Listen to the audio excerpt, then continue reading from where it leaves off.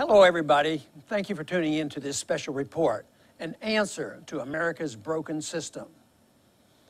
Most Americans agree the violent confrontation between the alt-right and the cultural Marxists is serious, dangerous, and getting worse. Understanding economics, cultural differences, and the acceptance of authoritarianism is required to find the answer to the crisis. Rejecting a society based on personal liberty led to the conflict we are now witnessing. Replacing authoritarianism with voluntarism must be our goal. The immoral use of government force caused this crisis, and expanding it will only increase the hatred between the two sides.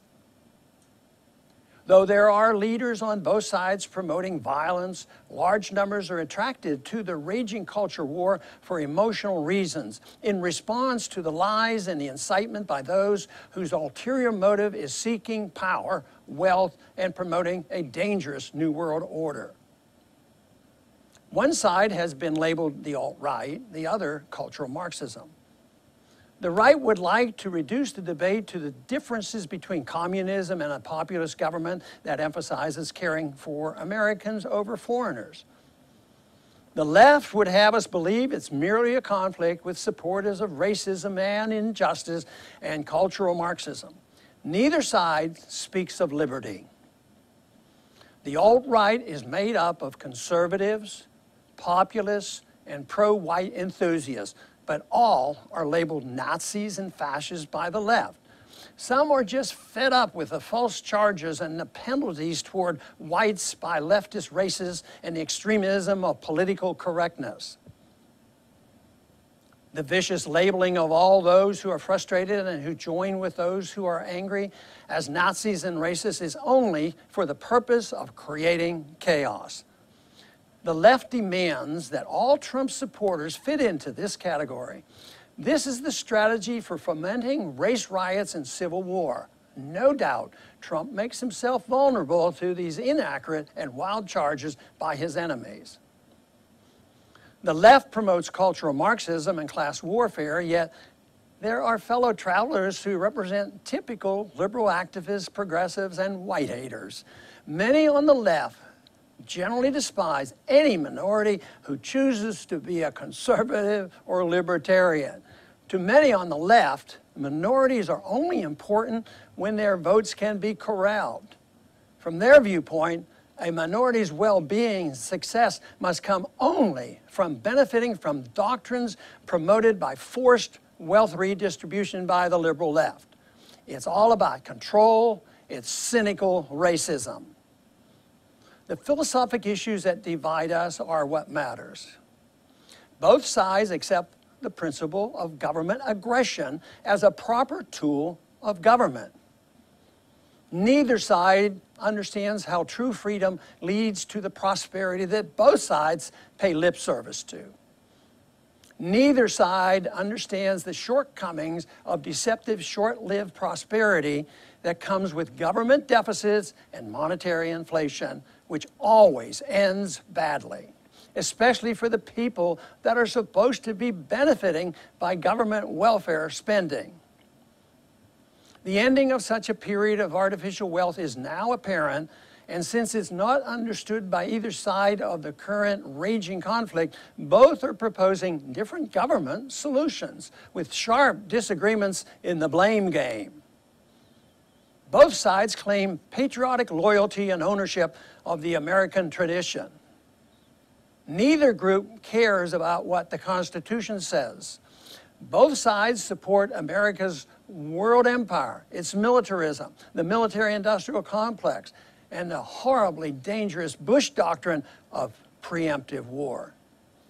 Neither side condemns our aggression or foreign interventionism. There is extensive support by both for economic planning by government, though in different degrees and for different purposes. This means no complaints about protectionism, Federal Reserve power, or subsidies to the special interest groups. For our bipartisan leaders, it's only who gets to distribute the loot that matters. Identity politics has taken over in forming alliances.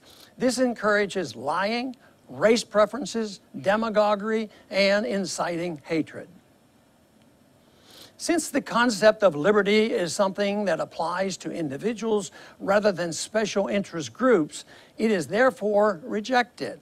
Liberty is not something that can be distributed according to the various groups that claim victimization and a right to other people's earnings. The tool used, especially by the far left, is extreme political correctness that regulates speech by claiming hateful motivation by anyone with whom they disagree. These charges are inevitably spread with a broad brush by a complicit media. Both types of authoritarianism, left and right, purposely divide people by natural and acceptable differences. Pursuing the cause of liberty unites all those who honestly seek peace and prosperity in distinction from those who resort to authoritarianism, divisiveness. Both sides will fail with their half-hearted efforts to thwart an escalation of violence and the destruction of the middle class. Neither side will face up to the economic reality of a deeply flawed economic system and the pending collapse of the American empire. Sadly, neither side complains about the danger of the Bush doctrine of preemptive war and decisions being made to go to war without congressional approval.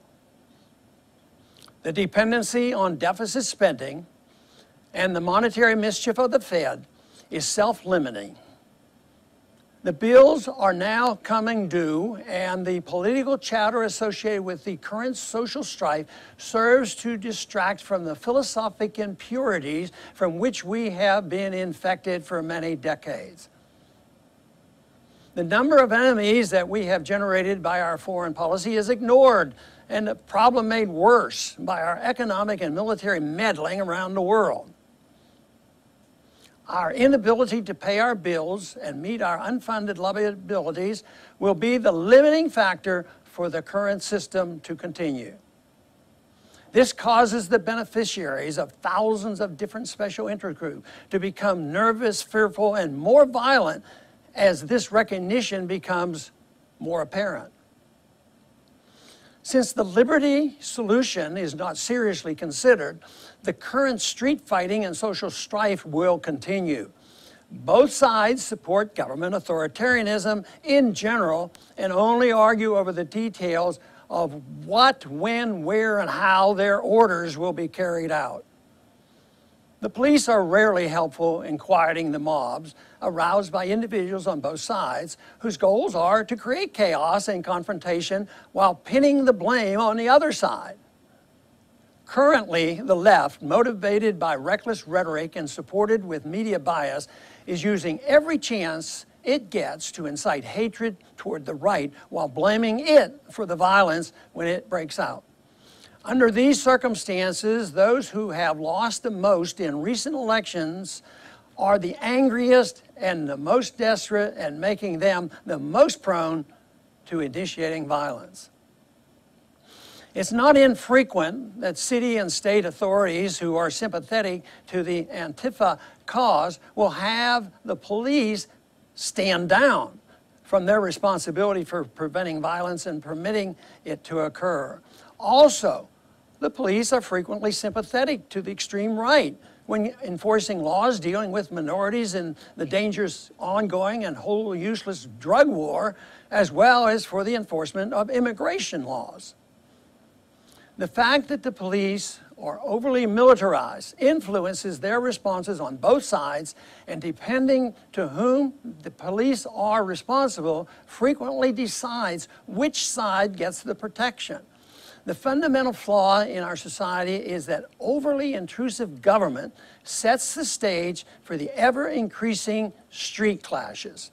This support comes from the endorsement and tolerance of government violence in running our lives, our economy, and the affairs of other nations. This is the principle that has brought us to where we are today: a failed economic system, social discord driven by racial, class, and social group identities, as well as a fragile empire that is unaffordable despised by many nations around the world that we oppress. It appears that all groups, both right and left, vying for power, resort to excessive nationalism or globalism, offering cliches and panaceas as solutions, combined with political arrogance while ignoring the necessary ingredient of liberty. Most of the many Democratic and Republican political leaders I've met over the years were all subject to a dose of sociopathy.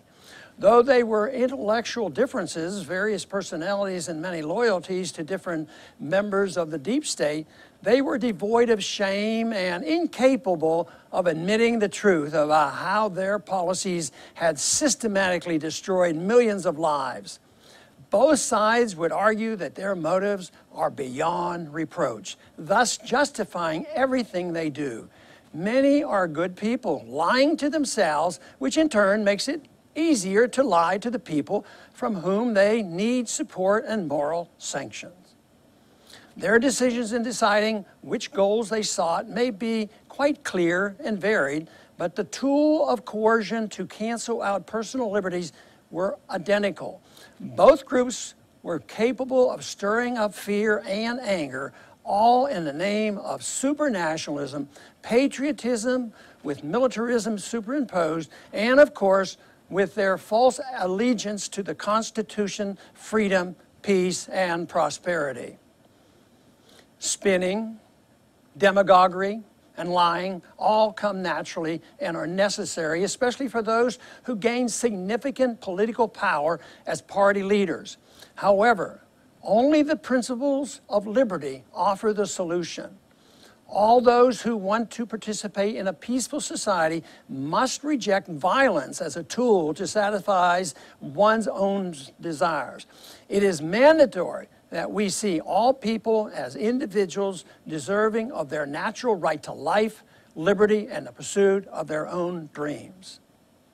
Liberty cannot be ignored.